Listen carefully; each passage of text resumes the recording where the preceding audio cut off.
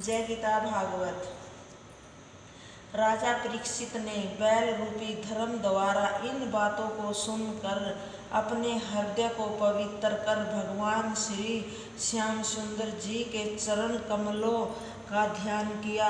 उस समय उन्हें यह विदित हो गया कि बैल के रूप में धर्म, गौ के रूप में पृथ्वी और राजा के वेश में बनाए हुए शूद्र के रूप में कलयुग यहाँ उपस्थित है तथा इसी कलयुग ने धर्म के पांव तोड़े हैं और पृथ्वी को दुखी किया है। इस पृथ्वी के स्वामी तथा रक्षक पृथ्वी नाथ श्री कृष्ण चंद्र जी परलोक सिधार गए हैं। उन्हीं के दुख में पृथ्वी व्याकुल हो रही है। पापी का नाम लेने से पाप लगता है तथा धर्मात्मा का नाम लेने से पुण्य होता है।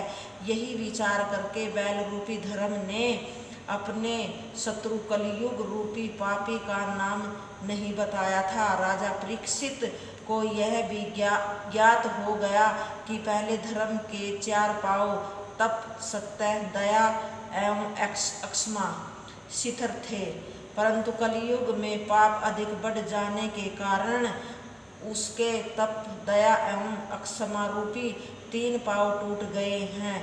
इसका परिणाम यह हुआ कि मनुष्य में अहंकार भर गया है। वे मंदिरा पान तथा पर स्त्री गमन करने लगे हैं। धर्म का जो सत्य रूपी केवल 1 पांव शेष बचा है उसे भी यह कलयुगी अब तोड़ देना चाहता है।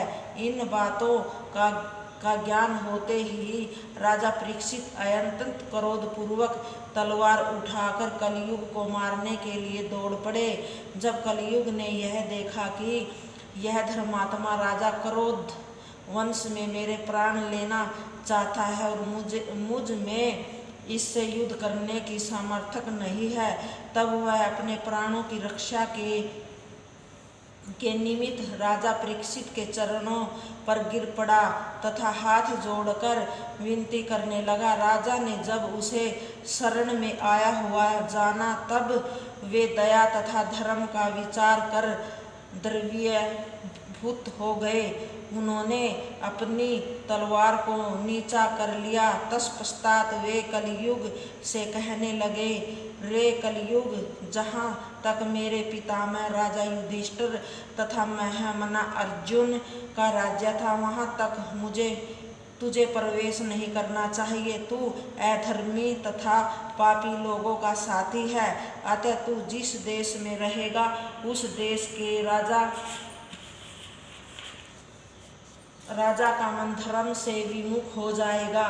तू लालच, अहंकार, झूठ, कपट, कलह, काम, क्रोध एवं मोह से परिपूर्ण है, अतः भरतखंड में जहाँ तक मेरा राज्य है वहाँ तक तू मत रह, ताकि मेरे राज्य के सब लोग बराबर धर्म कर्म करते रहें।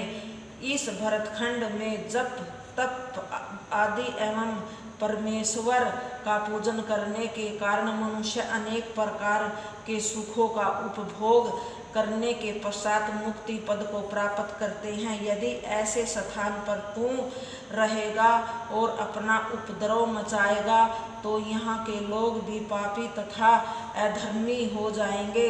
इसलिए तू मेरी आज्ञानुसार कार्य कर, अन्यथा तेरे प्राण बचना कठिन है।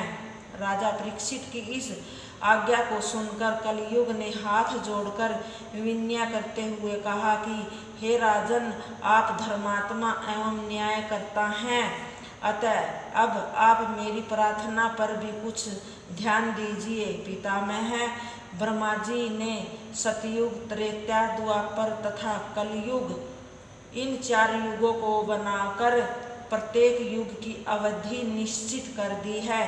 इनमें सतयुग, त्रेता तथा द्वापर तो अपनी अवधि को पूर्ण कर चुके हैं। अब मैं कलयुग ही शेष रह गया हूँ। मेरे शासन करने का समय अब आरंभ हुआ है और आप मुझे यह आज्ञा दे रहे हैं कि मैं आपके राज्य में निवास न करूं। आपका राज्य 7 द्वीपों में फैला हुआ है, अतः अब आप ही मुझे बताइए कि मैं कहाँ जाऊँ। इसके अतिरिक्त आप यह भी स्मरण रखें कि पितामह ब्रह्मा जी ने चारों युगों की जो अविधि निश्चित कर रखी है वह किसी प्रकार भी मिटाई नहीं मिट सकती। दूसरी बात यह है कि आपने मेरे अवगुणों पर तो विचार कर लिया है, परंतु मेरे गुणों की ओर अभी दृष्टिपात नहीं किया है। मुझ में एक गुण सबसे अधिक है।